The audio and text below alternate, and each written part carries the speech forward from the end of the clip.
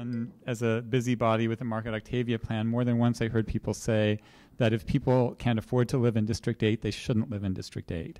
If there was a low-income housing project targeted for people with AIDS in District 8, would you support it over the strenuous objections? The answer is yes, and I have, even as a candidate in this race, there's a recent example of some neighbors that asked me to take a position against a particular development that added density in their neighborhood that they did not like, and they asked me to come out against it, and I declined to do so. It's not a perfect project, but we have, whether it's Market Octavia or the Eastern Neighborhoods plan, we put these plans in place, and part of that is, in certain areas, we want more density, we want transit-oriented development, and once we have that, we need to be willing to actually do it. And in terms of building affordable housing, including housing for persons living with HIV/AIDS, that is something that I think should be a priority, and I would be willing to stand up and take the heat on that. I think I stand alone in being the only candidate who's actually done that. So when I worked for Willie Brown in the late 90s, there was a development called One Church Street. It's about 100 units at Church in Dubose. And every single neighbor in Dubose Triangle called and screamed at me for hours on end. 10 years later, it has now become the jewel of the neighborhood. I understand what planning needs, and I understand what planning takes. It's a long process, and you have to be able to explain to folks that it's not going to lessen property values. While I was on the Board of Appeals, there was, I'm sure there were more than one, but the one that I'm remembering was something like 120-unit supportive housing project for formerly homeless people going into Hayes Valley. And the neighbors were apoplectic, convinced that it would destroy their neighborhood, and I voted to support the project. I believe that neighbors don't get listened to enough in general in this city. And from my experience on the Board of Appeals, as I said, I gained a reputation as someone who stands up for neighbors, who thinks the planning department sometimes gets it wrong.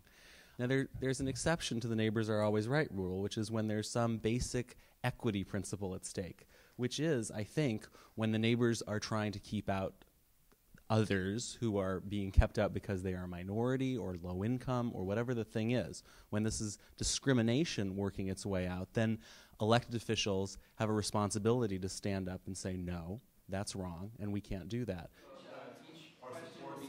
The way the budget system works right now for the city is that most of the funds are handed out through contracts and other things, and then the human services community-based organizations are kind of left with their hands out. I'm looking for ways that you will incorporate community-based organizations and communities in budget planning, priority setting for the city, especially given that we have a 2-year funding cycle that's starting now, as well as a 5-year financial planning cycle. So I actually provide budget advice for the U.S. Treasury Department in Niger, West Africa. So the way we go about addressing this kind of issue is that we need to put this into the budget. We can't fool ourselves anymore. The nonprofit sector is an arm of San Francisco's government right now. That doesn't mean it should be protected unilaterally and never be cut and never suffer from the same kind of scrutiny as public employees do and public programs do, but we need to take it just as seriously as we do a line item for General Hospital or any other line item agency. It needs to be incorporated into our understanding of our expenditures, which means it needs to be included in the budget in a way that the public and the decision makers can understand how to act upon it. We're spending a lot of money sending people to jail and finding new ways to criminalize them, keeping them in jail, which is like a month's worth of housing for one night, or we're letting them shoot up in the street and lay in the street and get infections, and every week or so go over to General and take an ambulance to get there and have General bill the city. I mean, we are wasting money. And the people who know how to house people and to find the solutions to these are organizations that you run. You are the people that I think we should look to for these answers. If you can run housing on a shoestring budget, there is no way that San Francisco can't do it for its environs. There's no way we can't have safe injection sites to protect people and stop wasting our money. I've been a part of a budget-making process that has cut every single year at the school district. So I'm very familiar with what budget reductions look like and how to look at cuts in a fair and equitable manner. manner. I think there are a couple of things that I've done on the Board of Education along with our board that I found to be very effective. One is to look at a comprehensive bird's eye view of the city and to look at data and what the needs are and where the gaps are. The second thing that I think that we need to look at as a government is progressive taxation. I firmly believe in investing in our communities in infrastructure that can help build up our economy, but also investing in our services. In times of recessions, nationally, data has shown that states that actually increase revenue do better in faring out of recessions than states that cut taxes.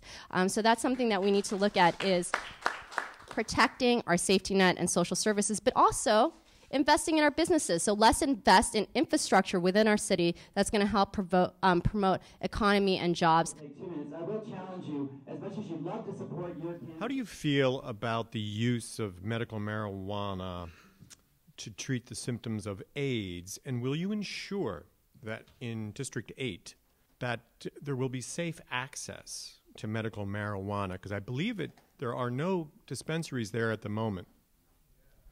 I am a prosecutor who's on leave, and I was in narcotics just before I left, but I've been very clear on my off time that I support the legalization of marijuana. It's very important to have these kinds of voices supporting the legalization of marijuana because people need to understand that marijuana use isn't the issue. But I will absolutely use my office to make sure that treatment for those in need for medical marijuana is safe and reliable and dispensed.